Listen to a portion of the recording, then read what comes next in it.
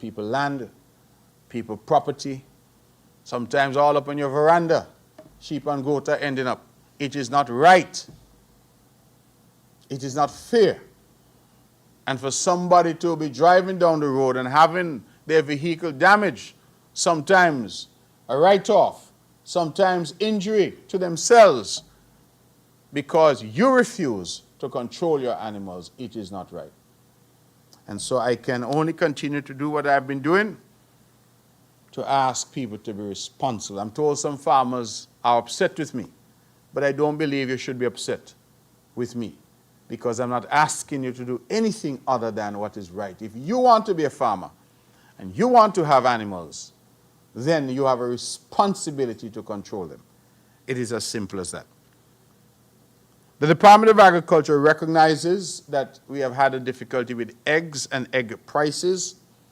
In fact, they're suggesting that our local production, we're normally self-sufficient in eggs on Nevis, but our local production is down by some 30%. They say that is due to cold temperatures and shorter days, which affect production. So we are admitting some limited importation, and that even that has impacted prices, because in the U.S. prices have been on the increase, in part because of bird flu. Local production, we expect, should be normalized around March and into April. So we are monitoring the situation, and we expect that our local production of eggs should be sorted out, should be normalized around next month and into April. We have also seen an increase in the number of unknown seeds from various sources. Kindly note that individuals are asked to contact the Department of Agriculture for information, and you can get information as well by following their Facebook page. Now, we tend to try to say to people not to bring in plant material, seed material, because we do not know if by so doing we're introducing species that are alien to us and that can create damage. And so we ask you please to cooperate with us and with the Department of Agriculture so that we can protect and enhance food security here on the island of Nevis. Our Agri-Expo 29 will be held on Thursday, March 27th and Friday, March 28th at the El Comido Tonito Willett Park from 9 a.m. both days. If you have not yet registered, we are asking that you do so on or before Friday, the 14th of March. Some areas are already closed because I'm told the response has been overwhelming thus far. Let's talk a bit about Culturama, members of the press. Culturama 51 will be celebrated from July 24th, to August 5th, 2025. Miss Culture Swimwear and Mr. Cool, we had to do eliminations because we had so many applicants to enter those shows. We have done the elimination interview sessions, and we have made a final cut. 5 participants have been chosen for each show. The Culturama 51 slogan has been chosen. The winning slogan is this: Nevisian pride, second to none, Culturama 51. Anisha Hunt, who resides in Hamilton Estate, penned the captivating slogan for the 51st anniversary of the festival in 2025. Her slogan was chosen from 105 entries that were accepted between October 4th and November 29th. She will receive a cash prize of $500 and 2 sets of complimentary tickets to all Culturama 51 activities and a plaque. The Culturama Secretariat is now accepting registrations for various events for Culturama 51. They are as follows: Art, Craft, and Food Fair. Registration opens Monday, March 3rd, and the deadline is Monday, June 16th. Now, space is limited, and so we're asking that you register early. The Soca Monarch registration opens March 3rd, and deadline is Friday, May 2nd. Senior Kaiso registration opens March 3rd, the deadline is Wednesday, April 30th. Junior Kaiso registration opens Monday, March 3rd, the deadline is Friday, June 13th. And the Senior Parade registration opens March 3rd, and the deadline is Friday, June 13th. Application forms can be collected from and returned to the Culturama Secretariat located at the Philip St. John building adjacent to the Maud Cross Preparatory School, or you should visit www.culturamanevis.com. Incidentally, let me say a word to those vendors who are still owed monies from Culturama 50, that we are making every arrangement to have everyone settled in very short order. And so I Thank you for your patience thus far. These are things that happen from time to time and from year to year based on the cash flow of the administration. I'm told that we still owe about $1 million or so EC, and we are making efforts to have those settled as quickly as possible. So we have heard, we have listened, and we are responding positively. And so I would want to assure vendors who are still owed some money that that is the case. And just so the members of the press understand, based on what I've been told, we have been trying to pay vendors over time, which is quite customary for Culturama. It's nothing new to this government or to any other government. It is something that has happened each year. And so no vendor is owed 100%. We still owe some vendors, but each of those vendors has received some funding from the NIA in satisfaction of their debt.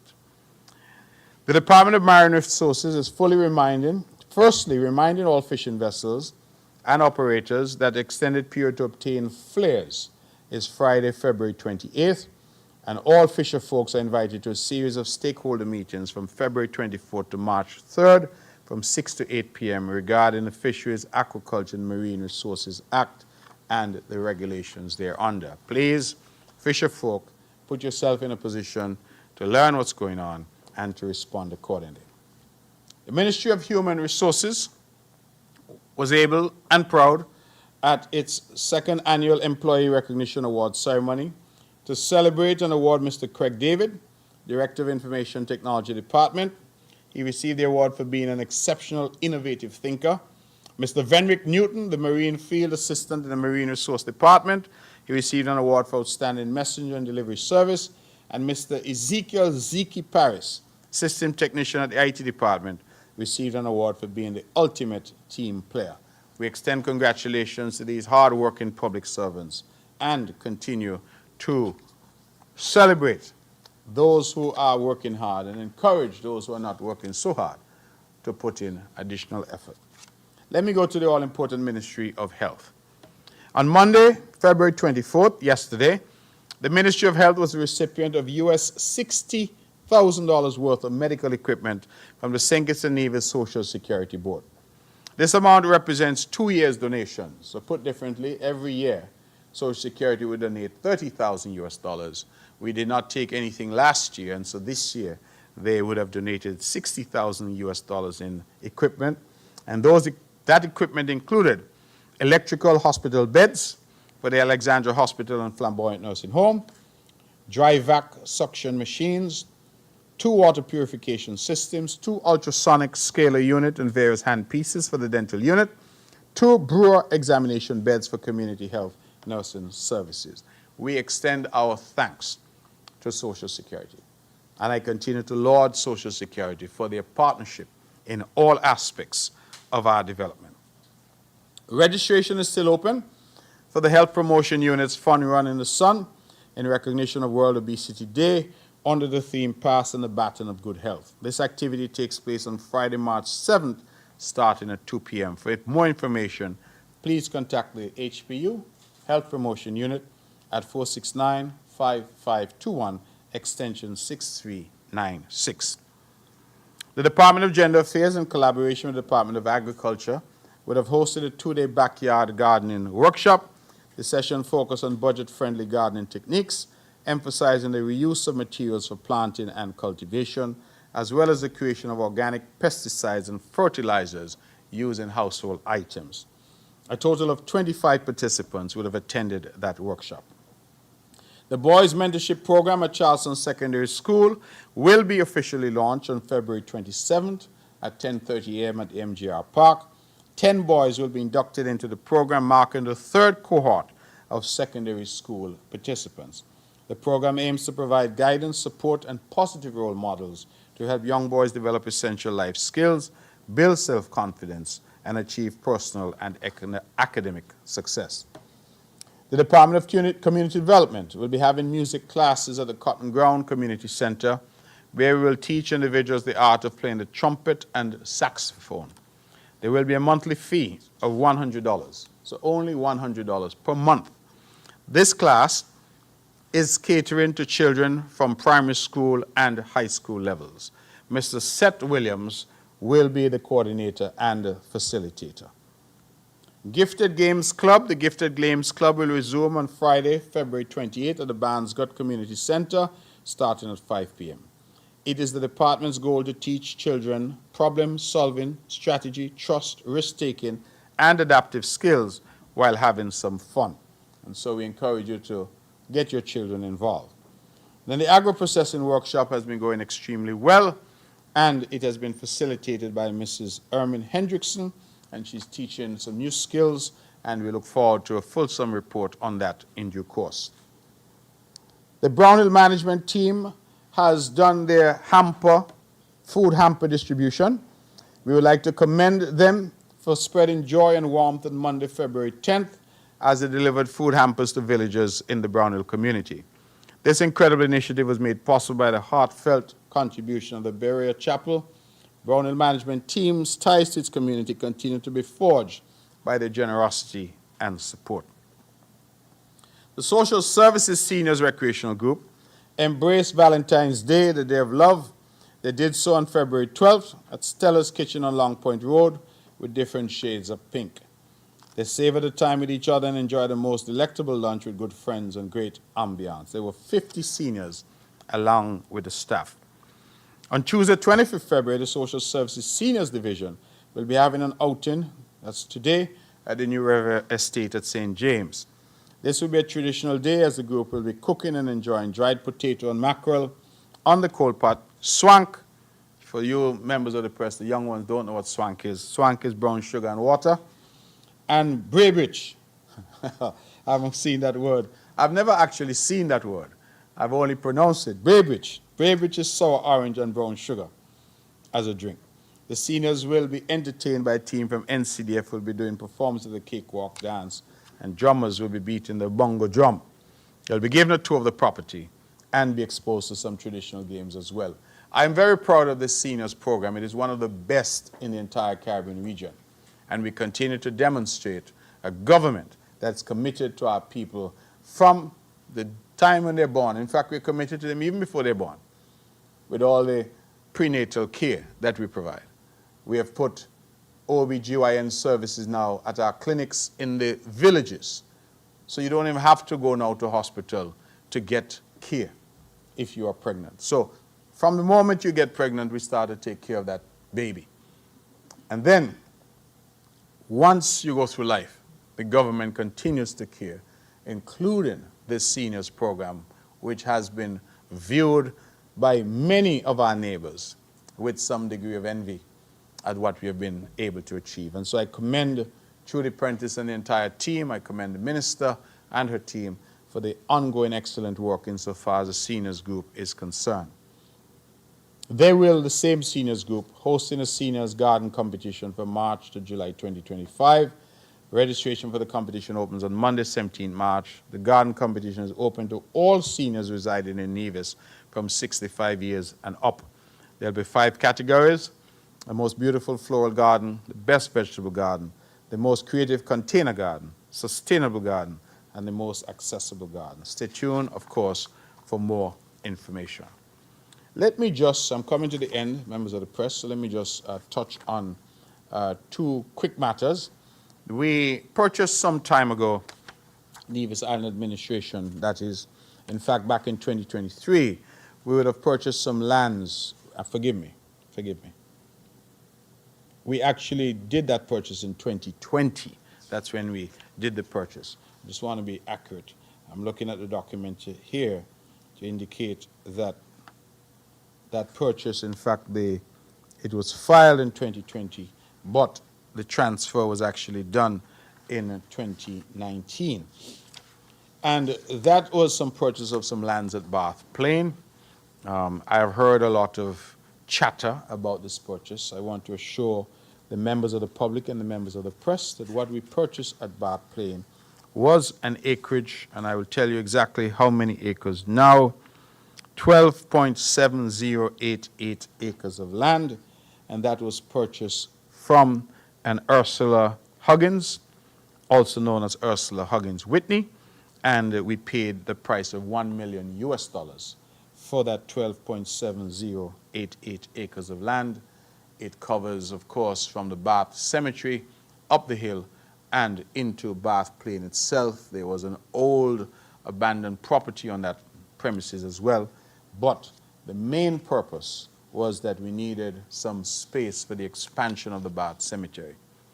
It is one of the main cemeteries on the island, and the advice that we had was that we were running out of space and that we therefore needed to expand. We therefore naturally approached those who owned the lands adjoining the Bath Cemetery. But Mrs. Whitney was not prepared to sell a piece, so we had to buy the whole. We will now determine what we will do with the lands that are on top of the hill, but certainly those that cascade down the hill, we expect to grade and have available for the expansion of the Bath Cemetery. So the price was $1 million US, and it is 12.0. Let me get the number right again. Forgive me. I have the documents here. 12.7088 acres for $1 million US, which means that we paid perhaps, if my math is correct, about $80,000 US per acre, which works out at about $1.80 or so US per square foot, which means that we got that land for less than 5 EC dollars per square foot. So I just wanted to put that on record, because we live in an island now where it appears that misinformation is the order of the day, and it is my job as Premier to give you, members of the press and the public, the accurate information. Let me just update as well, because I recognize, and I've said here before, that mold and the issue of mold now appears to be a big political issue. I'm not sure why, because no government causes mold. No minister causes mold. No policy causes mold. Mold is a naturally occurring phenomenon, and we are here in this room right now. I can assure you that mold is present with us.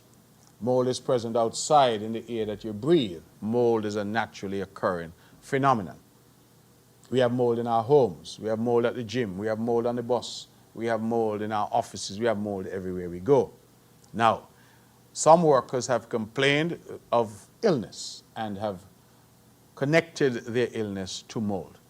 I want to give the assurance as Premier of Nevis that we are taking these complaints seriously. Matter of fact, I would have reported in my last press conference that the Cabinet of the Nevis Island Administration has taken this so seriously that we have now introduced new protocols throughout the ministries for an ongoing process of cleaning and testing. And we have taken the additional step of saying that the test results must be made available to workers in the various departments. Put differently, we want our workers to be comfortable, and we want them to understand that the government is responding in a positive way to ensure that their work environment is comfortable and it is safe. One of the difficulties we've experienced has to do with the courthouse. That is, the courthouse that houses the High Court and Registry. And we have had staff members there complaining, and we have seen, as is the norm in Nevis, for some to try to create some hysteria for political reasons. Again, I don't see why this is a political issue, because regardless of which party is in government in Nevis, mold will still be there. Mold is a natural phenomenon. It's like arguing about the rainfall or arguing about the air that we breathe. That is the nature of mold. It exists and it will continue to exist. We just have to try to manage it. But what have we done in relation to the courthouse more specifically? What we have done is we have introduced, as part of our overall program, a program of cleaning and testing. And we would have engaged in that at our courthouse facility. And we had some testing done by an entity called Breathe Easy. And I'll just tell you what the findings were. And I quote, "The indoor air quality throughout the building," that is the courthouse building, "has returned to levels below ambient air quality, indicating satisfactory conditions. The building is currently safe for occupancy." That is the conclusion of Breathe Easy. But we decided that we would not only use Breathe Easy, we will also use our Bureau of Standards, which is on St. Kitts. They would have sent off the samples to a company called EMSL Analytical Inc., which is in Miami, 19501 Northeast 10th Avenue Bay, AN Miami Beach, Florida, 33179. And they too would have produced their result. And I found it interesting in terms of that analysis, because a summary from our Bureau of Standards, again in relation to our courthouse, says 3 areas, namely, and I'm quoting, 3 areas, namely the Registrar's Office, Courthouse, and Judges' Chambers, fell within the satisfactory range according to the Indoor Air Quality Guidelines. These areas were assessed using the indoor guidelines due to the air conditioning units and the typically enclosed environments with consistent foot traffic. The jury room and the old library slightly exceeded the recommended indoor spore count limit. However, since these areas are ventilated to the outside, the outdoor spore count was used as the benchmark. Under that new criteria, both areas are considered to have satisfactory spore counts. Therefore, remediation is not recommended for the Nevis High Court at this time. So we have 2 independent agencies. Breathe Easy, which, let me go back to their report. They concluded that the indoor air quality throughout the building has returned to levels below ambient air quality, indicating satisfactory conditions. The building is currently safe for occupancy. And then EMSL Analytical Inc. and the assessment done by the Bureau of Standards has concluded that there is satisfactory spore counts, and therefore remediation is not recommended for the Nevis High Court at this time.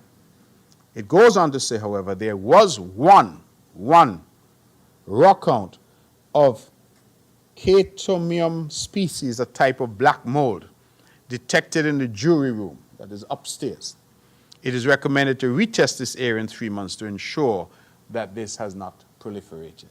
So put differently, the findings that they've had suggest that notwithstanding the complaints that we've had there, that we are taking seriously, that as a response to our clean testing, that the mold levels at our courthouse are safe, and that the courthouse is safe for occupancy. Now, it doesn't mean that we are going to relent. We will continue to test. I think we have purchased 5 or 6 humidifiers that have been installed there to help us in terms of the air quality. We have also hoped that the recommendations that have been made, the temperature for the AC to be set, the opening of the buildings in the mornings, etc., that too will be done. And of course, we are anxious that those who are suffering whatever symptoms, that they get over them and get over them quickly.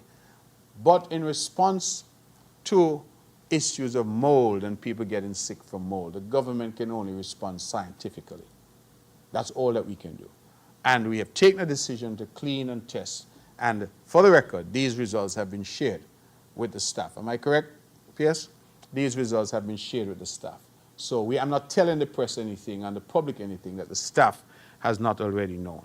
One of the things I found was interesting about the testing that was done is that the testing found that the mold count outside the courthouse, that is in the air outside, was higher than the mold count inside the building. And I found that was interesting. Put differently, if you're standing at the courthouse outside on the steps, you're likely to inhale more mold than if you're actually in the building. And that is what they said. In fact, the count was much higher. In some cases, it was 740 spore counts per cubic meter. Inside the registrar's office, it was 180. Courthouse, it was 290. Judge's chambers was 70. Jury room, which was upstairs, is 550. And the old library upstairs, 527. So outside was actually higher than inside. So again, they did that to demonstrate that the building is in fact safe. We are, however, not taking it for granted, and will continue with our efforts at cleaning and testing, sharing the results, and then repeat. Cleaning, testing, sharing the results, and repeat, not only at the courthouse, but at all other government buildings as well. My commitment and the commitment of this government is that our people should be comfortable and should feel safe. Ladies and gentlemen, if there are any questions for me, I'll take those now.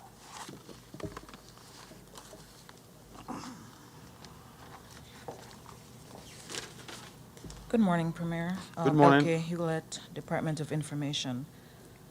Okay, you've answered my mold question about the courthouse. Surge in investments. From your vantage point, what is driving this thrust for persons to be investing? And we see it from foreign investment as well as local investment. It seems everybody who has a business on St. Kitts wants to expand into Nevis. In terms of fair share, what was the outcome of the World Bank's analysis? And, well, I was asked if it was told to me, oh, the NIA is backpedaling on pursuing fair share because you're trying to get support from the federal government for the geothermal project. So can you speak to that? And while we're on geothermal, is there any update on that project? Thank you. Thank you, Ms. Hewlett, for your questions. Investments in Nevis. I think that if we are fair, we will say that we've never seen Nevis attracting this level of both local and foreign investment. In fact, just yesterday at the retreat that was held for the Ministry of Tourism and the Nevis Tourism Authority, I was able to pop across the street and get a cappuccino at Mojo's, which is yet another bistro and bakery, French bistro and bakery that has just opened its doors here in Nevis as well, signifying significant investment. I'm aware that we will shortly embark on another restaurant-type, entertainment-type facility at Pinnis on the beach there. The last available lot has been gobbled up, again, by another investor. I'm aware that companies like 869 are investing significantly in the Gingerland area. Right here next to our Bath Hot Stream, we have Lefco doing a significant investment there at the top of Chapel Street, it's called, close to the Methodist Church. We have another significant investment being done there. We have the call center in Brown Hill is indicating to us, Ms. Hewlett, that they are employing an additional 50 persons this year. We have the second call center that is operating there at the St. Jean building at the top of Happy Hill. They have now called to indicate that they want the entire building. The government occupies the top floor, and we are now negotiating to move out so that they can have the entire building. I would remind the public that they started with 8 employees, and they're now over 40.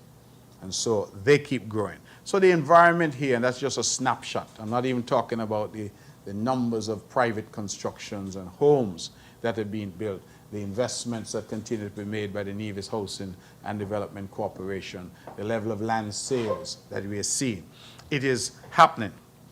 And you're absolutely correct, because I get calls almost on a weekly basis from business owners in St. Kitts, and they're all wanting to set up in Nevis.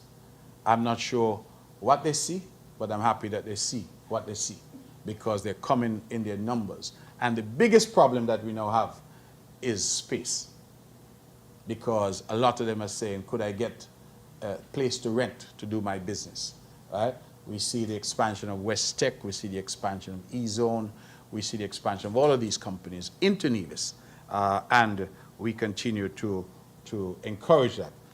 I had a conversation recently where I indicated that we also are hopeful, Ms. Hewlett, that we will see bigger companies like TDC and hospitals and those continue that trend.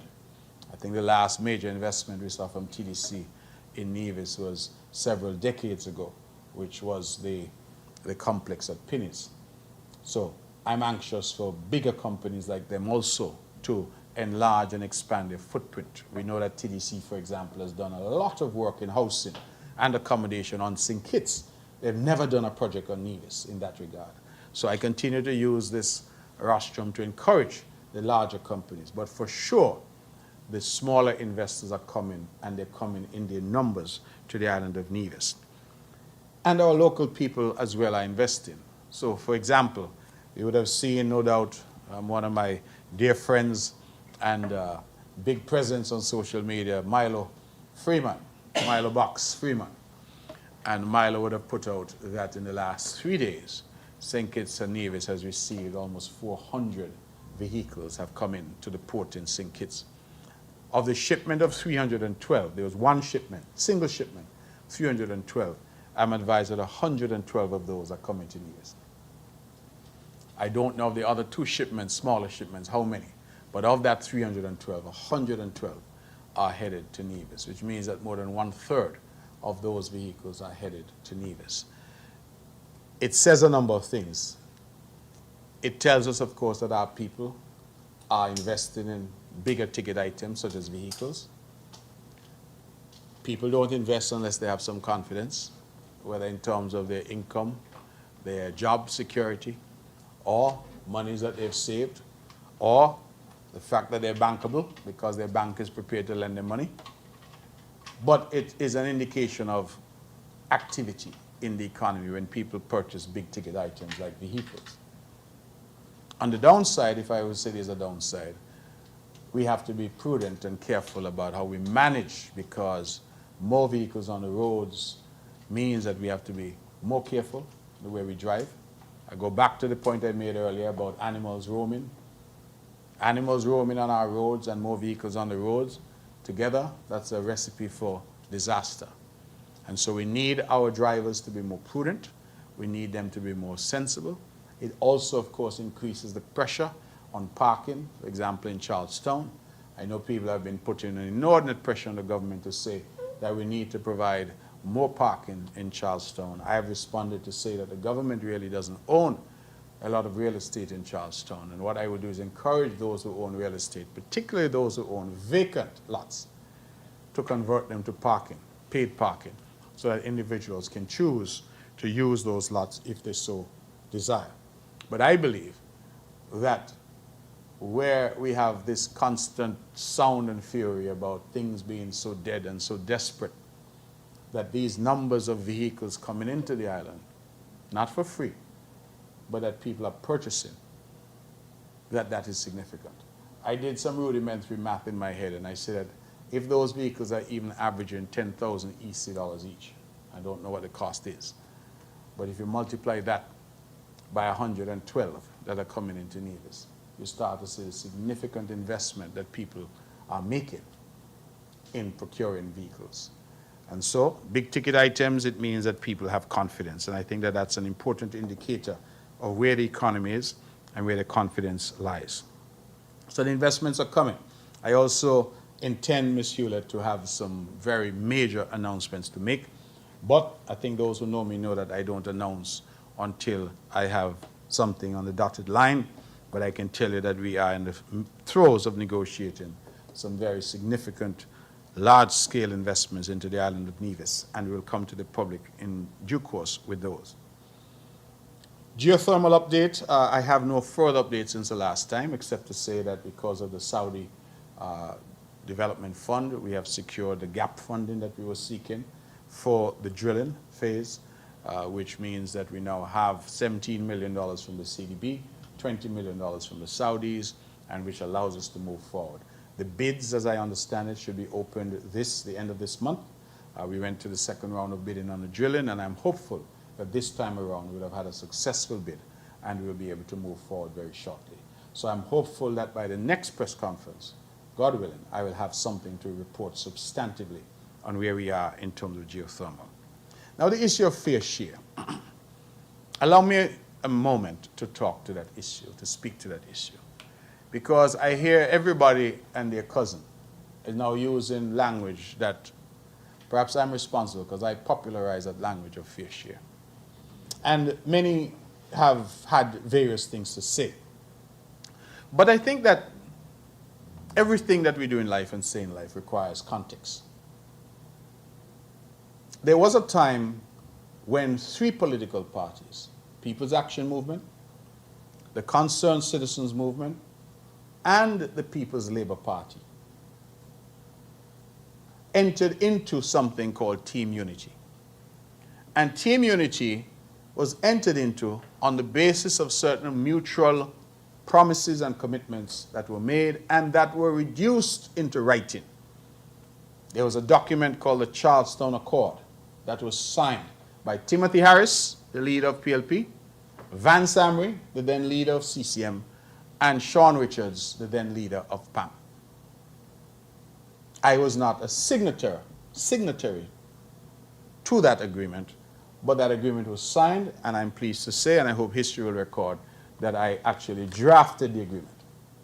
So the agreement was signed. What did that agreement provide? It provided various things, but in part, the agreement provided for a fair share for Nevis from the proceeds of the Citizenship by Investment program.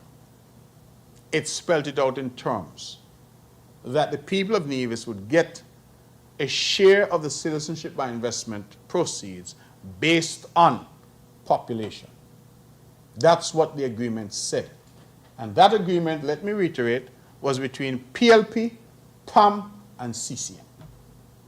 On the basis of that agreement, we went into a coalition as an election, and on the basis of that agreement, Timothy Harris of the PLP, who won a single seat in 2015, that is, the PLP won one seat, he was given the role of Prime Minister. He was given, as we would say in local parlance, the big chair. And he was given the big chair. Why? Because that is what we agreed. PAM and CCM honored that agreement and elevated Timothy Harris to the role of Prime Minister. All of us here in this room are sensible people, and everybody listening have sense. You can't become no Prime Minister with one seat unless other people make you Prime Minister. Timothy Harris didn't lead a party that won any election at the poll. PAM won 4 seats in St. Kitts. CCM won 2 seats in Nevis. PLP won 1 seat. That gave us a total of 7 seats to form a government. And those 7 seats, 4 plus 2 plus 1, formed the Team Unity Administration in 2015. Dr. Harris became Prime Minister because that was what was agreed. And we honored that agreement. No. And we have heard him say, what Charleston Accord them talk about, that ain't no agreement. What them talk about? Because what was used to assist Dr. Harrison becoming Prime Minister, he then turned his back on it. I think you all would be familiar, members of the press, with the great Shakespeare play, Julius Caesar. And when they tried to convince Brutus, who was an honorable man, to join the conspiracy against Caesar, one of the things that was said to Brutus is that lowliness is young ambition's ladder, whereto the climber upward turns his face. But when he once attains that upmost round, he then unto the ladder turns his back, scorning the base degrees by which he did ascend. That is the story of too many of us. When we cross over a bridge, people help us to get to where we want to get to, and then we scorn the base degrees by which we did ascend. We kick down the ladder that we use to get to the heights that we achieve. We say, the Charleston Accord doesn't matter, when we would have used it to become Prime Minister. Now, I want that background to be clear, because there can be no discussion about fair share in the political context without an understanding that fair share was agreed to. Just as the Prime Minister was agreed to, fair share was agreed to. And what started to happen, ladies and gentlemen, is that when we got into government, my leader at the time was the Honorable Van Semering. And we started to get $2 million a month from CBI.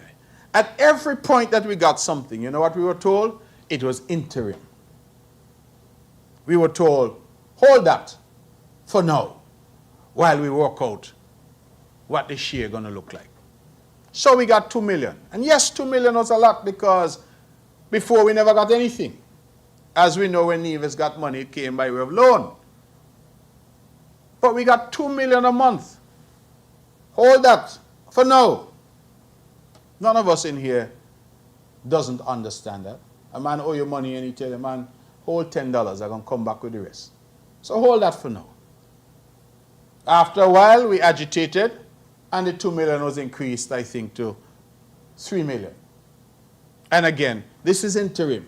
Hold that. But time is going.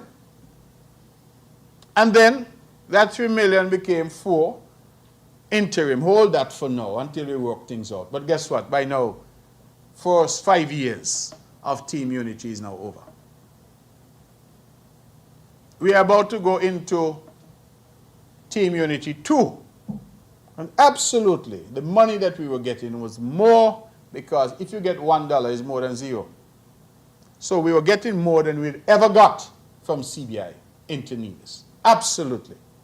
You can point to the water taxi facility, the Mondo truck, the new Treasury building in Charlestown. All of those were funded from funds that we received.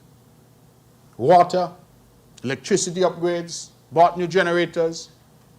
We spent money in Nevis on what I would call our sustainable development. That is why we don't have some of the problems in Nevis that there are elsewhere. We were doing the right things with our money. But the time kept going. And before you know it, it was 20. Well, COVID intervened. So let me not suggest that it was easy all along. But even during COVID, CBI continued to earn hundreds of millions of dollars. Nevis continued to get 3 million and then 4 million a month. So, at $4 million a month, you got $48 million for the year. Even if, as in some years, CBI brought in $600 or $700 million, Nevis only got the 48. And we kept being told, hold on to that. It's an interim measure. 5 years gone. We were distracted for 2 of those years by COVID. But then the election of 2020 came. The PLP now won 2 seats in St. Kitts. Tom held on to 4 seats, and the CCM, for the first time in its history, won all the seats in Nevis. So where we had before 7 seats, we now had 9 seats in the National Parliament. And I was now the leader of CCM. By 2020, I was the leader. And I, therefore, was the one who took the party into that election. And I said, no, you see this thing here, the Charleston Accord, this is the basis on which we are in this thing, you know. I didn't enter into Team Unity because I had some liking for somebody. My love was for Nevis. I wanted to see what Nevis could benefit and to ensure that the people of Nevis, for the first time, were able to access the full fruits of their citizenship. That was my purpose. And so while others used it for their own purposes, that was the purpose. So after it became apparent, I went, and I'll tell you, because many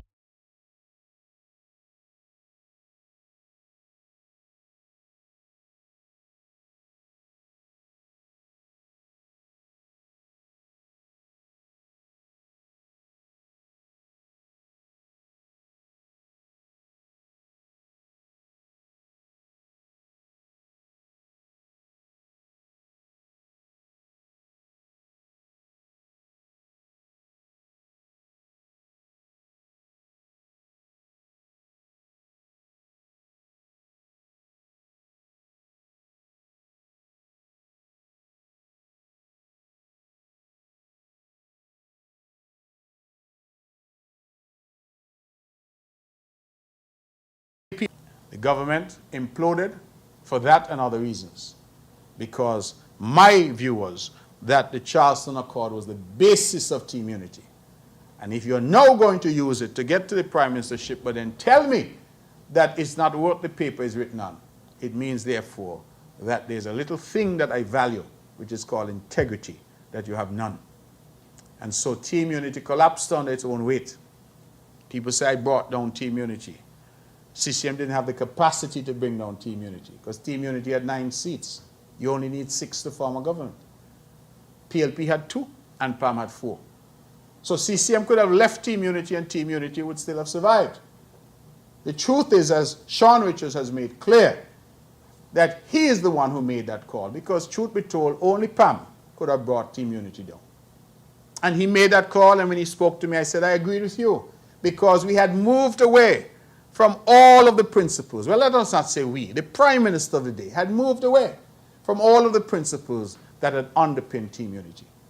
So, I say all that to say that Prime Minister Drew and the St. Kitts Nevis Labour Party never signed any agreement with me about fair share. I have never been in any alliance with Labour. Labour didn't have any Charlestown Accord or Basti Accord with the CCM and with Nevis. And so people now say, oh, how come you're not making noise with Drew about fair share? I said, because Drew never signed an agreement with me and said that in exchange for or in furtherance of the political support, I will ensure that Nevis gets its fair share. No, I'm not suggesting that that absolves the person in the position of Prime Minister from ensuring that the island of Nevis gets what's due to it. But I think that that point that I'm trying to make has often been missed or ignored. And people say, Mark Brantley was making plenty noise about fair share and he's not making as much noise now. I was making plenty noise because that is what I signed up for. That was the written agreement. And any of you who don't accept it, go and see the Charleston Accord. Timothy Harris became Prime Minister because CCM lent its support. And CCM lent its support because we signed an agreement which said that this is what Nevis would get. And so obviously when that was not happening, I had to make noise because it was reneging on what was promised and committed to. I can't go and tell Prime Minister Drew, you have reneged on your commitment in relation to fair share, because I don't know that Prime Minister Drew has ever made any commitment. Prime Minister Drew has said he wants to ensure that the entire country benefits from what is on offer. But I think that the context and the politics is important. So what I have decided to do and what I have been doing with the Prime Minister Drew is seeking to develop a relationship between St. Kitts and Nevis, between Premier and Prime Minister, and to say there are certain things that need to happen and that the people of Nevis need to benefit. Yes, from CBI. Yes, from geothermal exploration. Yes, from ensuring that Nevis gets the taxes that are generated by economic activity in Nevis. And I have pressed on those people who listen to budget debates, for example, ought to have heard, if they're paying attention, that those points were raised and articulated by me. So, the issue of fair share, where we know the Prime Minister of the day has said that he has asked for assistance from the international community. He has said he has done that because, unlike Team Unity and the Charleston Accord, where we only looked at CBI, he's saying he wants to look at CBI and other taxes and non-tax revenue. So he wants a more comprehensive analysis. The last time I met with him, which was about 3 weeks ago, he indicated to me that the report had been obtained, and I think he has since said so publicly, and that he was asking his Ministry of Finance and his technocrats to do an analysis on that report. I have not seen the report as yet. I have said to him that I need a copy of the report so that my team in Nevis can also do their analysis to determine what it is that this World Bank report says. But as I stand here today, I have not yet seen a copy of the report that the Prime Minister, that is Prime Minister Drew, says is available. So it is not that I have abandoned at all the quest for Nevis to get a fair share of whatever is available, and not just money, but opportunity.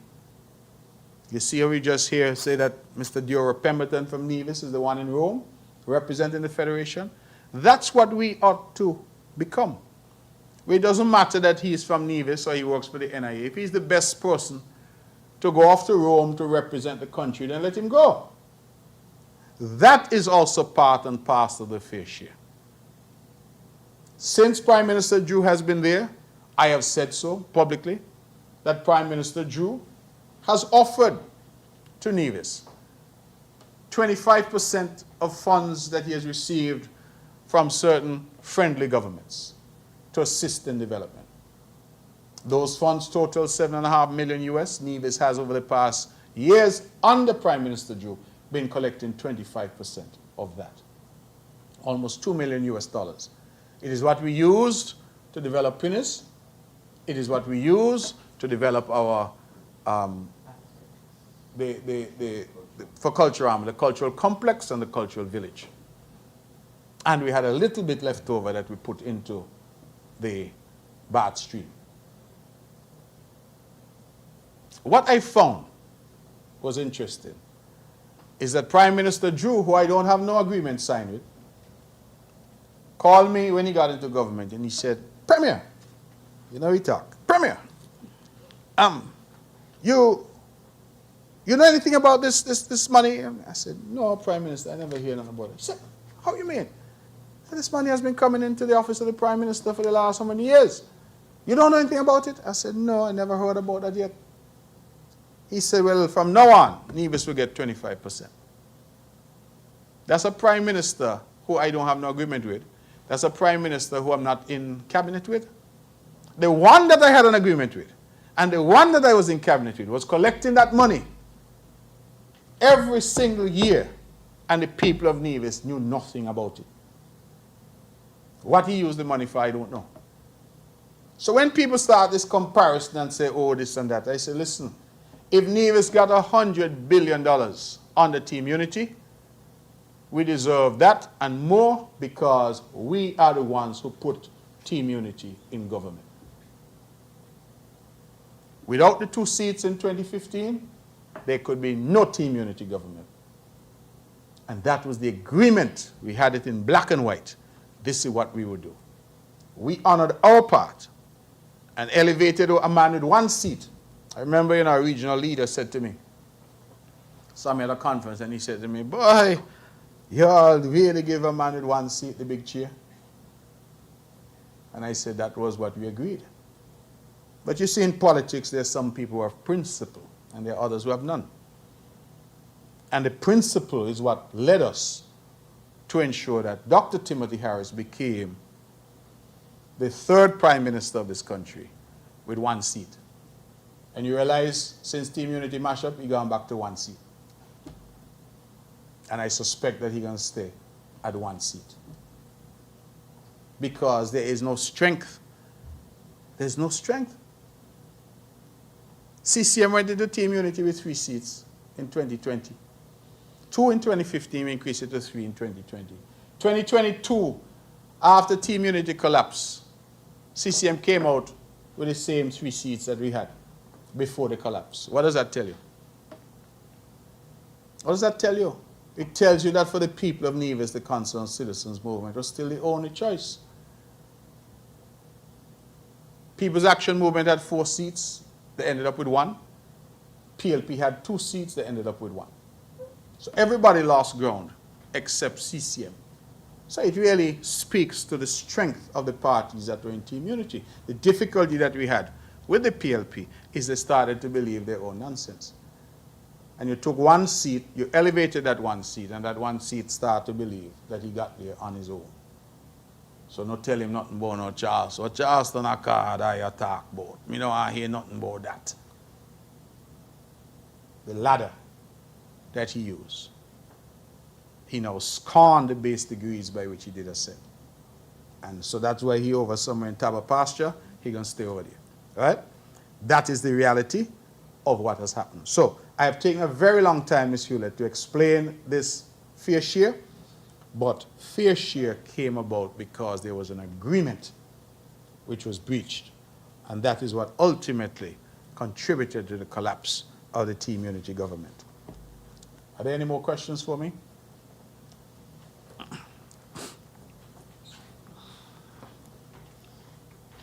Yolana Weeks, Win FM. Good morning. Yolana, you say? Yolana Weeks. Good morning, Ms. Weeks. Welcome to Nevis. Thank you. Is it You're true? From Nevis? Yes. Oh, my apologies. Is it true that Patrick Dry is no longer an investor in the airport's project? If that is true, who is the new investor? It was said that the airport project construction will begin at the end of the first quarter of 2025 and open for business in December 2026. Is it still on par to begin at that time? What is the status of the lighting at the Nevis Athletic Stadium? And we've been hearing a lot about 17 degrees north. What is the connection between 17 degrees north and the Nevis Island administration? Is it true that representative of 17 degrees north has been approaching landowners and residents in the area of Long Point to Butlers, trying to negotiate the sale of lands there? If yes, what is the reason? Thank you very much for your questions. Patrick Dry, no longer an investor. You say you're from WINNFM. I think WINNFM is a reputable news agency. Stop reading so much foolishness. Every morning I wake up, I can't keep up. It look like people just go sleep and they wake up in the morning and say, let me throw this out there. And the difficulty that I have is our established media gobble it up and start to talk about it and make it, give it life. Utter rubbish. I saw some stupidness somebody said me the other day that Bill Gates is now financing the airport and putting in $70-something million and the airport. They even give you a figure, you know, $70-something million. I said, my goodness. I wonder if Mr. Gates is aware. Because we have had no conversation with Mr. Gates about any airport. Mr. Drahi remains on board as the investor with us. And I don't know where these Nancy stories are coming from, but to put it directly to you, there is absolutely no truth to the idea that Mr. Drahi has pulled away. The airport expansion plans, we are still on target. I will tell you that the difficulty we've had has really to do with some practicalities of the land purchases that we need to do in the area. We have secured the loan from National Bank, but we keep going back and forth, them saying they want this, they want that in terms of supporting documentation. So the money is there. It's just a question of us doing the drawdown and doing the payout. In the meantime, the lawyers are doing their work in order to have the transfers done in a seamless fashion. So we expect that once those lands are acquired, we will fence and we will proceed. One of the first projects you're going to see over there is the new road, because we have to realign the island main road. So we hope to get that going very quickly. You said the end of the first quarter, we're not quite there yet. So I'm hopeful that we'll be there in short order. Lighting at the Nevis Athletic Stadium. I think the last report we got from our minister, the Honorable Troy Liebert, is that the lights are here. And I expect that they therefore will be erected in short order if they have not yet been erected. I confess, prior to this press conference, I didn't check with it. But I do know that the lights were ordered. They had to be FedExed, I think, in by, what do you call that, urgent delivery? Not the usual delivery. They were expedited to get them in. And I'm certain that those will be fixed in short order. 17 degrees north. I have to smile because 17 degrees north is my wife's business. It's owned by Sharon M. Brantley. And there has been, it appears, some effort to attack me through my wife. So let me go on record since you've asked the question. 17 degrees north existed prior to my entry into politics. It is my wife's business, and she's entitled to have a business just as you are, and just as anybody else in this island is entitled to have a business. As I understand it, 17 degrees north is into real estate, buying and selling of real estate. And if, Miss Weeks, you have a bit of land to sell or a house to sell, and you decide that of all the real estate firms in Nevis, and there are several, that you're going to give 17 degrees north a call, then you have hired them to do a job on your behalf. Now, what does that have to do with government? I can't quite figure out. How is government involved? I don't understand. So, again, going back to my admonition about established media, I see somebody sent me recently some story. I don't know what the story is. The story proceeded like this. We don't know what is happening, but what is happening is wrong. Well, if you don't know what is happening, shouldn't you try to find out what is happening? And you see, it is part and parcel of an ongoing effort, unfortunately, by the opposition in Nevis. Loud, ill-informed, and, frankly, purveyors of falsehood, where every morning they put out a headline. Nevis is the only place in the world for 36 square miles and 13,500 people where there's a scandal every day. There's a headline every day. If it's not mold, if it's not some financial scandal, it is always some bacchanal going on in Nevis every day. I can't keep up. And so I have resorted to my old adage of ignoring the noise.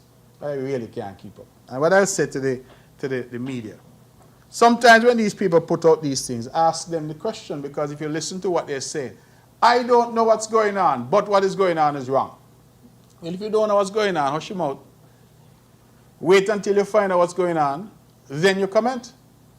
So all I can say to you is this, that I'm aware that there are investors who are looking at significant investments on the island.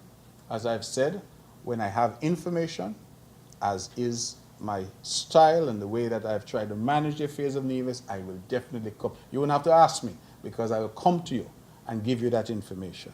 I have no information to report as yet, except that I am aware that various investors are looking at investing on the island of Nevis. If you're going to do, Ms. Weeks, property, hotel, resort development, you can't do it without land. You're going to build it in the sky and build it in the sea. You have to land. The Four Seasons Resort, I don't think there's any sane Nevision, or Kittian for that matter, who would argue that the Four Seasons Resort did not catapult Nevis in terms of its development, in terms of its economy. You have nearly 1,000 people working down there. That was 30-something years ago.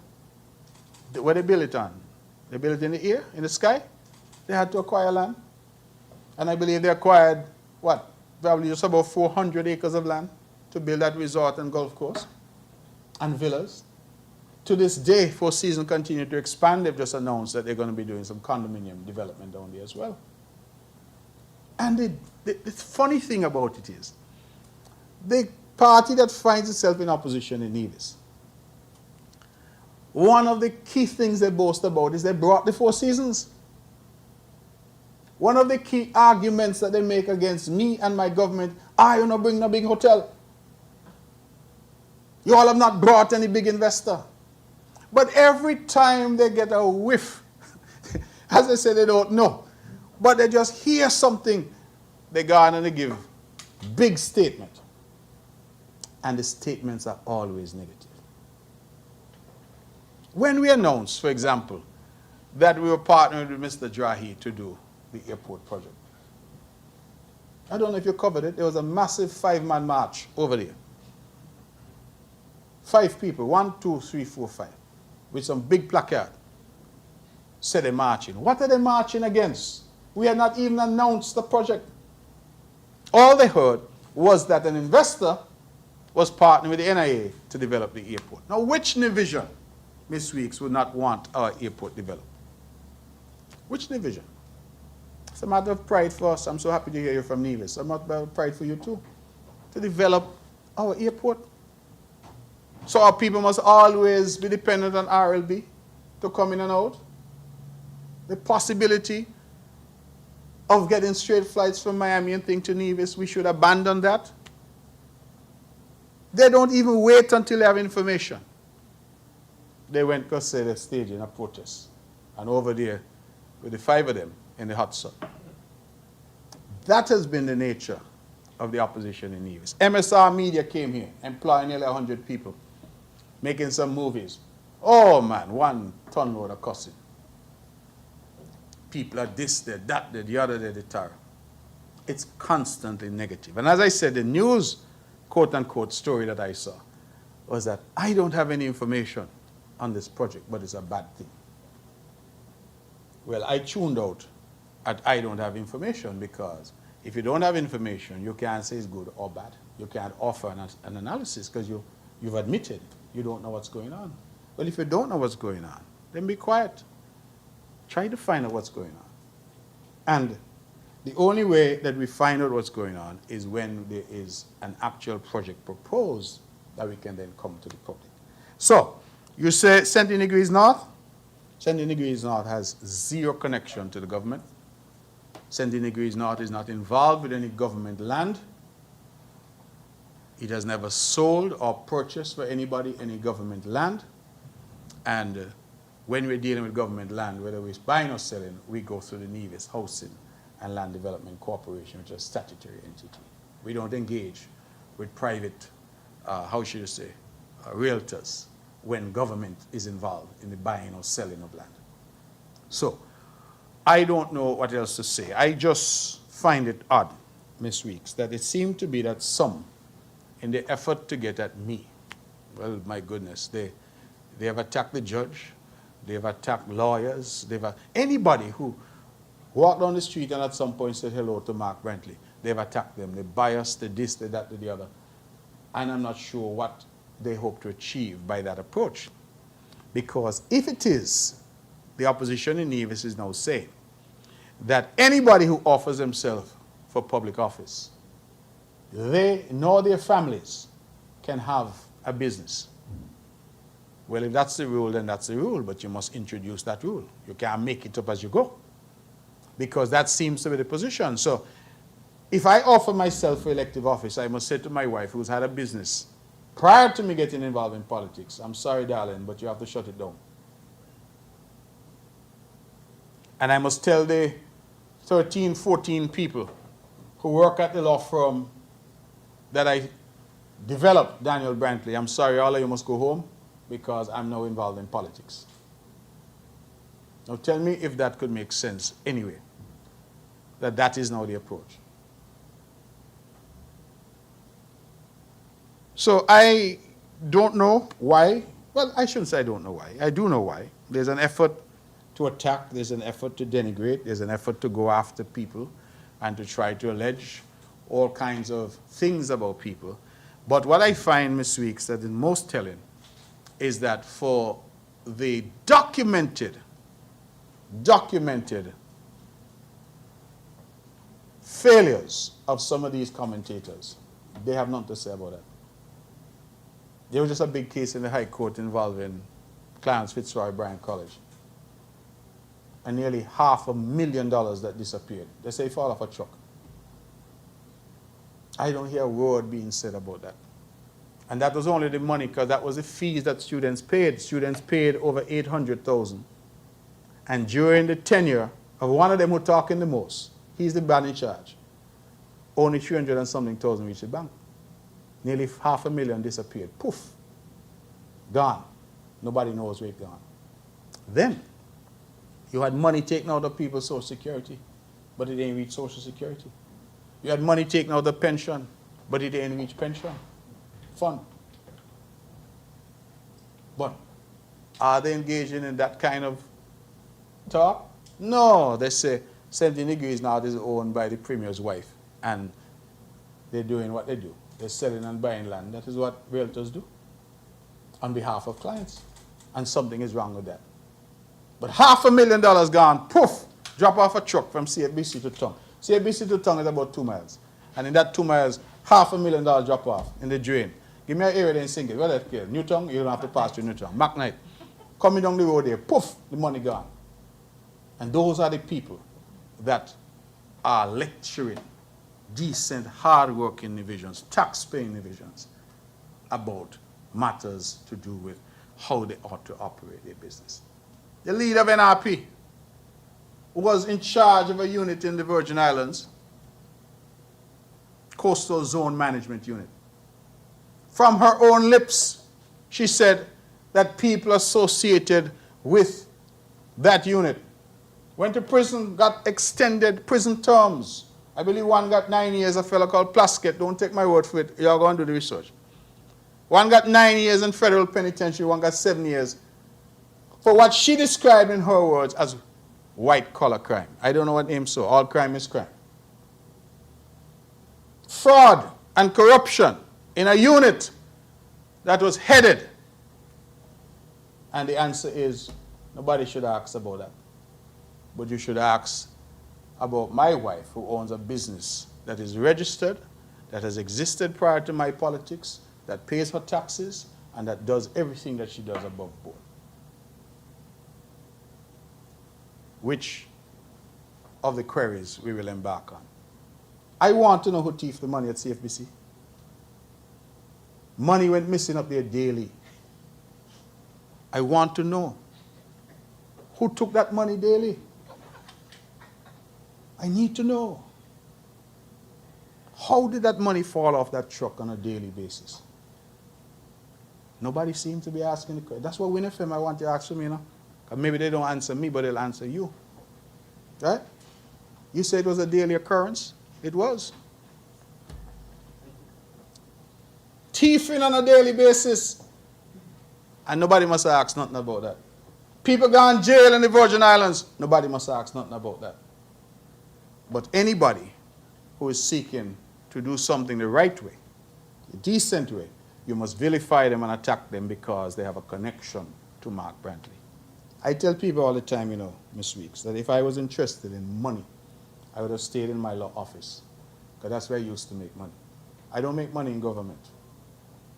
And I challenge anyone out there to come forward and point a finger in relation to my administration to say that I or anyone in this administration has taken anything, done anything untoward, or benefited in any way from our office.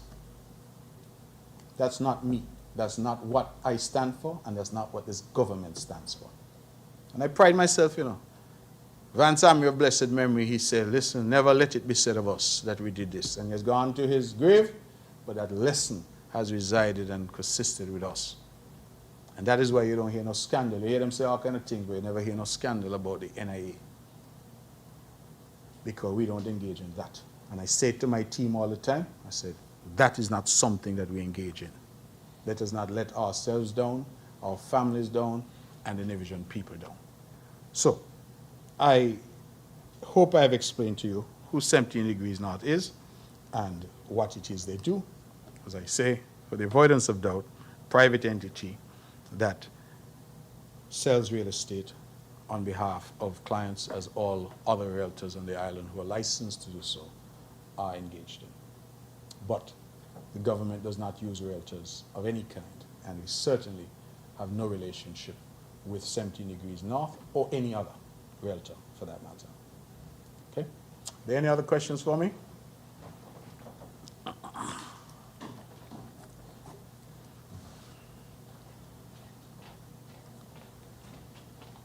Good morning, Mr. Premier. Good Good morning. morning, everyone. Jarvis Brown from Van Radio. Just several questions, really. Yes. As it relates to the Returning Nationals Concessions and Incentives Initiative, can you give like an update or information about, you know, the results so far? The other question is, as you talked about mold earlier, about the Charleston Police Station. Can you give an update on that as well? As it relates to, of course, you, sir, being a past lawyer, we've understand that as of late, a few lawyers have been charged in saying it's pertaining to corruption and so on. What is your take on those recent developments? As it relates to the fact that to go on the international scene, so to speak, in light of these ceasefire talks pertaining to Hamas and Israel, if things follow through and there is an end to the war, what benefits can SKN citizens and residents expect from the peace talks and, you know, this eventual end? What is the government doing to clamp down on persons or businesses that owe thousands of dollars to both NEVLIC and the Water Department?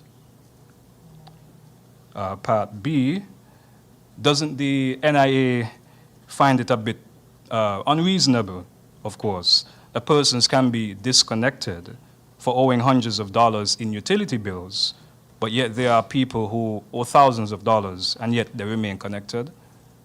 And finally, sir, can you give an exact time frame as to when persons can expect their performance-based incentives, or rather increments, sorry? And those are my questions. Thank you. So Jarvis Brown, Mr. Brown. I always say Mr. Jarvis, I don't know why. Mr. Brown. Returning Nationals, I regret I don't have an update because it's early days yet and I did not ask for an update. I have had quite a few calls, however, and I've directed them. We are in the process of setting up that unit that we spoke about, and we've identified someone to lead it. And we're hopeful that we'll have that set up fairly soon. But certainly there has been some interest, but I don't have actual numbers for you. You mentioned mold and you mentioned the Charlestown police station. As far as I know, there is construction work that is still ongoing there. That is a project being undertaken by the federal government. And I don't have a recent update, but I would anticipate that that work should be finished certainly this year. It has been going on for a while, and we expect that the police will be back there in short order. Lawyers charged in St. Kitts. I, in fact, said something about it on social media, on Facebook. I find it very sad. It seems to me that many feel that to become a lawyer, it's about passing the requisite exams. While that is important, to me, the bigger part of being a lawyer is the ethics, the integrity that the profession has. The law is one of those few professions that is allowed the courtesy of regulating itself. And so I am waiting to see what the Bar Association is going to do in relation to these rogue elements within the legal profession, how it's going to deal with them. One of the things, for example, that has troubled me, Mr. Brown, is that we have lawyers who are charged with very serious offenses who, I'm told, continue to practice like nothing happened. And whilst I understand that every person is presumed innocent until proven guilty, I can't comprehend how somebody charged with such serious criminal offenses can still be holding themselves out. To me, there should be some provision where there's at least some suspension until those matters are cleared up. But some of them continue as if nothing has happened. And we have been struck because I think not one, not two, but three lawyers we've heard about charged with very, very serious matters in the last fortnight or two. And so it's a serious matter. I think that, you know, when colleagues in Jamaica, for example, can send me press article asking me what's going on in St. Kitts Nevis, I am embarrassed by it. That is not the standard that we expect from lawyers. That's not the standard we expect from people who are charged with upholding the law. I ask the question, who's going to guard the guardians? Because if you are the guardians of the law and you are bent on breaking the law, then we have a very serious problem in our country. And so I'm to hope that those in the profession now, those who are coming into the profession, that if any of them has been tempted to do what is wrong, they right that ship and they start to do the right things and be ethical. Be ethical, because ethical considerations are the core of who we are as lawyers. I think I can include myself in that. Talks in terms of Israel and Hamas, peace talks, I think what benefit to St. Kitts and Nevis, I don't know if there's a direct benefit, but I think that less instability, less conflict in the world is of value to the people of the world. And St. Kitts and Nevis being a part of the world, we prefer to be a part of a world that is peaceful. We prefer to see the suffering ended. The suffering, of course, that was inflicted in Israel on that October 7th attack, but also the suffering that has been inflicted on the people, the children, the women of Gaza in the Israeli response. So I think that we need to see that suffering come to an end and to see conflict come to an end. And so I am hopeful that those talks can be successful and that people can be allowed once again to live normal lives. You asked about businesses owing Nevlec and Water Department. Some you say owe large sums, but yet people who owe a little bit they get cut off. Truth is, I've said to the minister that we ought to be consistent in our approach, and I believe that they are trying to be more consistent. But just to explain sometimes what happens is that you take a business, for example, that has several employees, 5, 6, 7 people working there, and they owe for water, they owe for electricity. If you close them, if you disconnect them, you basically close down that business. That affects not just that business owner, it also impacts employees and things that are there. And those kinds of considerations sometimes are taken into account. But I hear the point you're making, which is one of fairness. And so the position that we've taken is that, listen, we will apply across the board. And disconnection is something that we've used as a tool. Because a lot of people, you know, Mr. Brown, not paying. But the minute that they go home and the power is off, they catch the next bus to town with their money to pay. So it tells me that they had the ability to pay. You see, when you talk about the cable companies, you talk about the phone, right? They don't hold up with you. They don't hesitate. You don't pay, your service is gone. With government now, people say, man, you don't pay no water this month. You don't pay no electricity this month. But nothing creates an outcry in the society like when we don't have water or when we don't have electricity. So we know it's a valuable resource. We know it's an essential resource, but many times we don't want to pay for it. So we've adopted an aggressive position of disconnection, and the big businesses as well will have to pay their part. Some may argue they're much better positioned to pay their part. Increments are to start in April. That was the agreement when we did the budget. And so we are expecting that the evaluations and all that are being done now, so that once we get to the restart, and remember that we had initially stopped increments because of COVID and the struggles that the government was enduring. And then thereafter, we had introduced a 15% salary increase, and we don't give increment plus increase in the same period. So now that we passed both of those things, we have reintroduced the increments for this year, but we said that they would start in April. But I remind you, Mr. Brown, and remind the public that they will not be automatic, and that increments which traditionally have been tied to performance, that we will insist that persons are able to demonstrate that they are performing in order to access the increments. So their supervisors and all those will have some work to do in order for those increments to flow, but increments should start to flow in April. That was the agreement. Any other questions for me?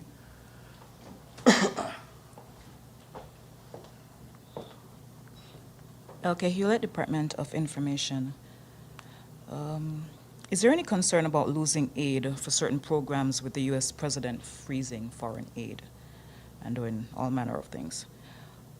In terms of the lawyers, I was going to ask about that, but considering that two of those are Crown Counsel that have been charged with, among other things, perverting the course of justice, what effect do you think that that has? Crown Counsel?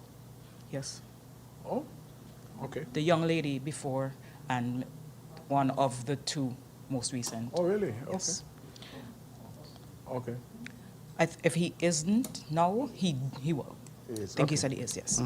So what effect do you think that that has on the public's confidence in the Office of the Director of Public Prosecutions, and should the DPP step down in light of the corruption uncovered under his watch? Also, absenteeism in the public service appears to be quite rampant, and a lot of it is more or less blatant. Ain't nobody hiding to do nothing anymore. You have persons taking sick leave one day and are seen at fetes and other events and overseas having a blast. Persons not showing up for work without calling or otherwise notifying department heads. Is it that the regulations governing the service need to be revised to give the department heads and PSs, permanent secretaries, more power to administer disciplinary actions? Or, as has been suggested, that the government lacks the political will to discipline workers for fear of political reprisal from them, their families, I ain't voting for you, or whatever the case may be. And those are my few questions. Ms. Hewlett, thank you very much. Losing aid for programs, yes, is definitely a risk that the new U.S. president and new policies will impact. I can tell you that already we had announced that we had secured, I believe it was just over $300,000 US for the Bath Hotel. And that was coming through a U.S. program. I'm told that there's some question mark now as to whether or not that those funds will still be available. It is unusual that restrictions will try to be retroactive. Normally, if they're going to do a new policy, they say, well, all right, this has been committed already, we will honor that, but going forward, we're going to change. It looks like this approach by this new U.S. president is that, listen, we stop everything, cold, and that there is no opportunity. So I anticipate that, yes, we have agencies like USAID and those that do great work in St. Kitts, Nevis, and in the region, and I anticipate that they will suffer. We are yet to understand the full ramifications, and it's early days yet. So while President Trump has been signing executive order after executive order, I think that it's very early. For example, one of the early executive orders, remember, was to stop people from getting a passport, citizenship for their children, if their children are born there. Many of us here in Nevis know that women head off to the U.S. to get their children so that they get the U.S. citizenship. He tried to stop that, but I'm told that that has already been blocked now in the court. So there's a lot of things that grab the headline, but the implications for it, we're not yet sure where that's going to go. So we'll wait and see. Lawyers, Crown Counsel, should the DPP step down? I don't think the DPP should step down. The DPP, I believe, has come out and he has said quite clearly what has been happening. There are no allegations, as far as I'm aware, against the DPP. And the fact that there are people working in his office who have transgressed or are charged with some transgressions, and the fact that he is quite prepared, as he has said, to prosecute them and to do all that is necessary, I think arguably is a good thing. It says to us that the system is working. And when, you know, the people lose confidence in the system, in my view, when people are aware of situations, but certain people appear to be too big or too powerful, or they appear to have connections, and so they become untouchable. That's when people start to lose confidence. But once I think the view of people is that this is a serious DPP, and you have people in his office who have allegedly committed crimes, and he's prepared to come public, he's prepared to do the necessary, then I don't think any issue arises, absent some allegations against him, that he ought to step down. So, well, there hasn't even been any allegation that I'm aware against the DPP. So we'll have to wait and see how that goes. Absenteeism in the public service, blatant sick leave, etc. Ms. Hewlett, this is it's a position that has existed from time immemorial. You ask, should the regulations be tougher? Are we afraid politically? I can say I'm not afraid politically at all. But here's the dilemma. A lot of times when these complaints reach to me, I'm the head of the public service in Nevis as Premier. And I say to HR, Human Resources, can you pull the file for so-and-so? Because I'm hearing these negatives. You'd be amazed sometimes, Ms. Hewlett, that the file shows no evidence of any of those negatives. The fundamental problem that we have in Nevis, perhaps because we're such a small community, is that, I'm going to pick on you and Ms. Weeks. Ms. Weeks is your supervisor in the office. You're not doing what you're supposed to do. But Ms. Weeks is reluctant to write you up. In Nevis, we have a thing where people say, well, we don't want to be responsible for nobody losing their work. You and Ms. Weeks may go to the same church. You may be sisters at church. In Nevis, it's so small that there may be a familial connection. Somebody may be dating somebody's cousin or married to somebody's brother. And so what we have had, and I'm talking about real experiences. I remember one situation where a principal at a school complained vociferously about a particular teacher. It was not pleasant at all what was being suggested that this teacher was engaged in. But when we pulled the file, we said, but principal, you haven't written up. Not me. I mean, I go write nothing. All I know how bad this teacher is. But the government cannot respond in terms of disciplinary proceedings. We cannot ask the Public Service Commission to do anything unless things are documented. So, whilst, yes, the government is a single entity, and you asked me the question as a head of government, my response is that we need our supervisors, our managers, our department heads, our permanent secretaries to do their job. And where they are errant public servants, and I don't want it to be suggested that most are, because the majority of our public servants are hardworking and conscientious people. But you do have elements of people who are not prepared to do the work. People who are on sick leave for months at a time. And like you say, you see them up and down. Right? They're all over. They're active. Social media, they're active traveling. But I'm going to say something, and I hope I'm not too controversial either. the doctors can sometimes be a part of this problem. Because I'm told that there's some doctors in Nevis, when you go by them, they ask you how much sick leave you want.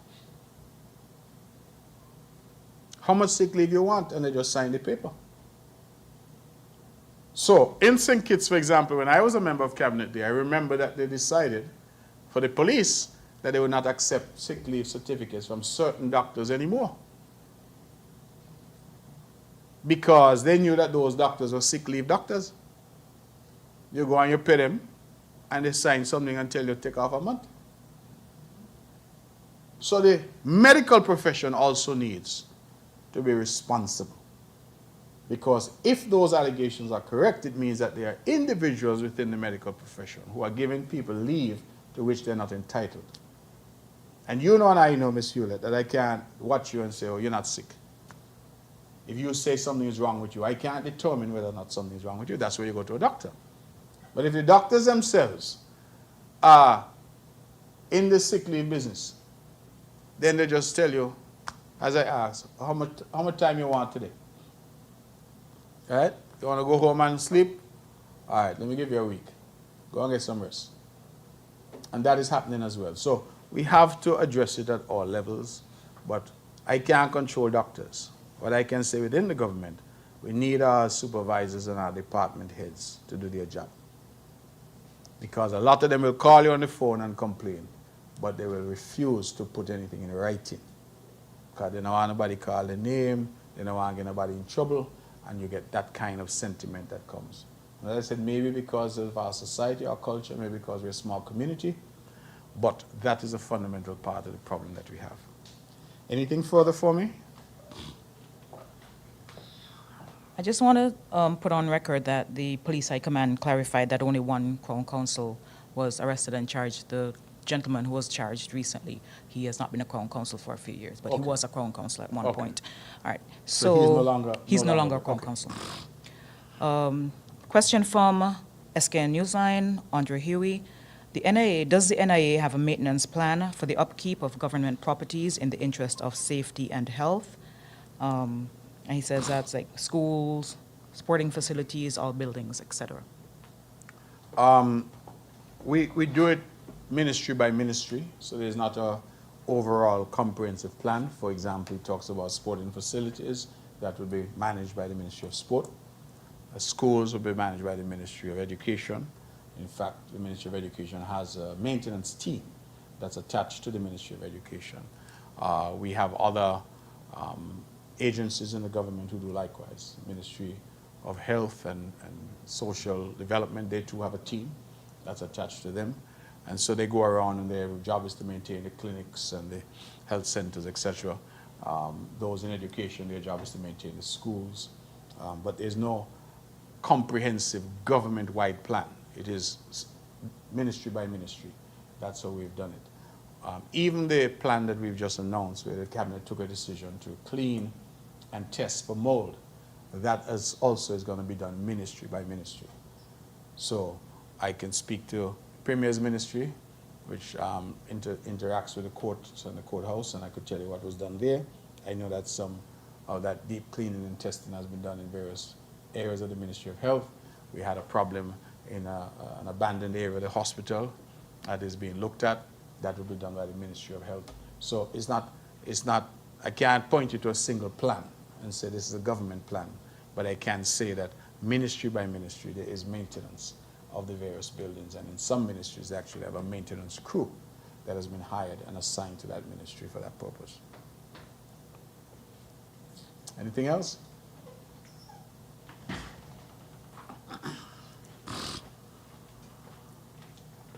Just one question. Sure. ICE has been deporting like crazy, the United States government. Have you received any information about deportation of St. Kitts Nevis nationals? Ms. Weeks, no. I have not yet heard anything. Again, I think that it's probably too early. You know, you have a lot of the headlines that are breaking news, and we know that President Trump has said what he intends to do, but whether or not it's going to happen, whether or not it's going to happen at the level that some people are predicting, I have said that it is perhaps better to plan, for sure, but not to panic, because we don't know. First of all, you have to catch them to deport them. I don't think people are just standing around waiting for ICE to come. So that's the first thing. Secondly, there are some sanctuary cities in which a lot of our people live, like New York and those places, California. And those cities, in fact, in New York, I saw something recently where the NYPD, the New York Police Department, is not allowed to assist ICE. So ICE has to do its own work, which ICE was complaining makes it harder for them to do. So I think we'll have to wait and see, right? We'll have to wait and see. I'm just not clear. I've seen some publications where people have alleged that these are the numbers to come home. I'm not sure how they come up with those numbers or where those numbers come from.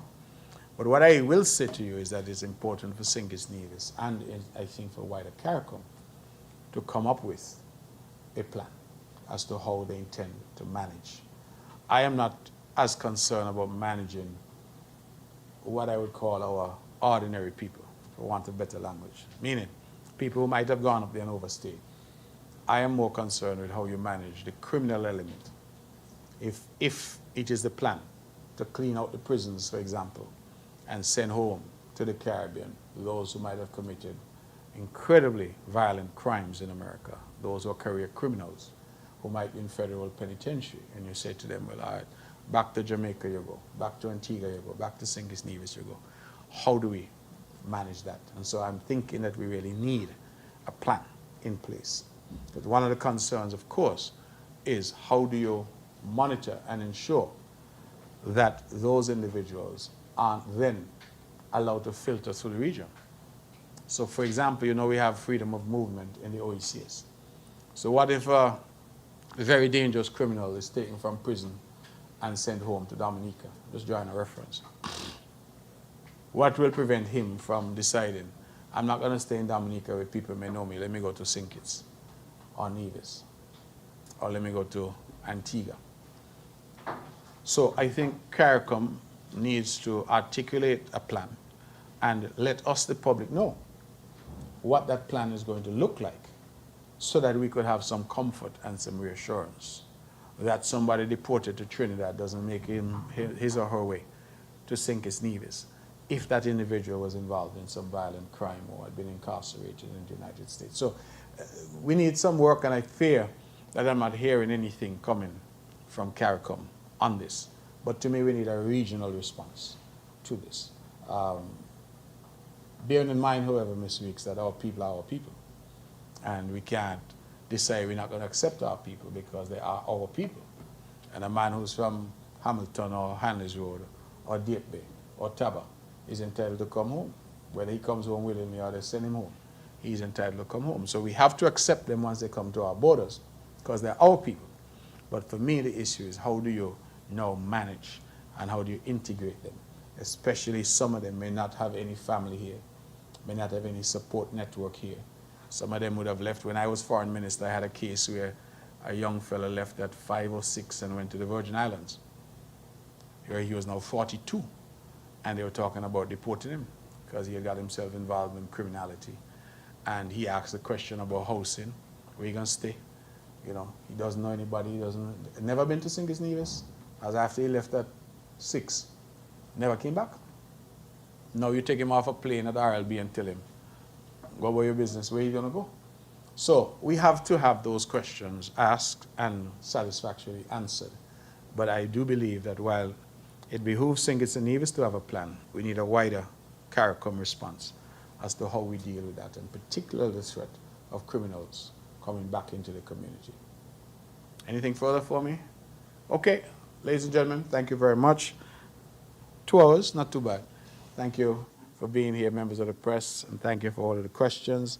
And I hope that I provide clarification to you. We look forward, certainly, to seeing you next month as we host another press conference. Thank you. God bless you.